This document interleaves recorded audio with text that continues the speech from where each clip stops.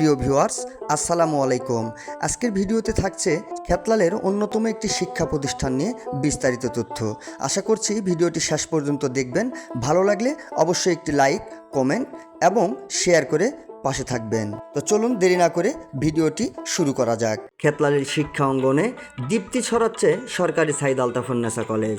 জয়পুরহাট জেলার খেতলাল উপজেলার অন্যতম বিদ্যাপীঠ সরকারি সাইদ আলতাফুন্নেসা কলেজ অঞ্চলের উচ্চশিক্ষার একটি অনন্য কেন্দ্র।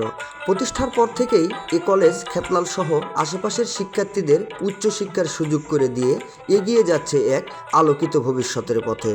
1985 সালে এই শিক্ষা প্রতিষ্ঠানটি গড়ে তোলেন এলাকার কৃতি সমাজসেবক ও শিক্ষানুরাগী মরহুম আলহাজ আজিজুল বারী তালুকদার। নিজের বাবা মায়ের স্মৃতিকে অম্লান রাখতে তাদের নাম অনুসারে কলেজের নামকরণ করা হয়। এর মধ্য দিয়ে শিক্ষার প্রসারে এক বিরল দৃষ্টান্ত স্থাপন করেন এ অঞ্চলে। 8/8/2018 সালে কলেজটি সরকারিকরণ হয়।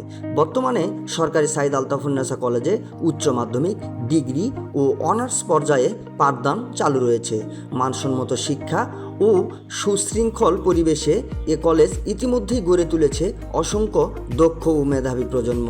প্রতিষ্ঠানটির বর্তমান ভারপ্রাপ্ত অধ্যক্ষ হিসেবে দায়িত্ব পালন করছেন জনাব মোহাম্মদ ইদ্রিস আলী। তার সুদক্ষ নেতৃত্বে শিক্ষার মানোন্নয়ন এবং অবকাঠামোগত উন্নয়নে কলেজটি ক্রমে এগিয়ে যাচ্ছে।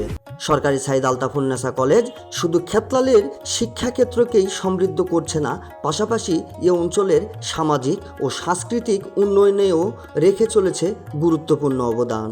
খেতলালের অন্যতম বিদ্যাপীঠ সরকারি সাইদ আলতাফুন্নেসা কলেজ ঘুরে তথ্য ও ভিডিও চিত্রে শাহিনুর ইসলাম শাহিন, খেতলাল, জয়পুরহাট।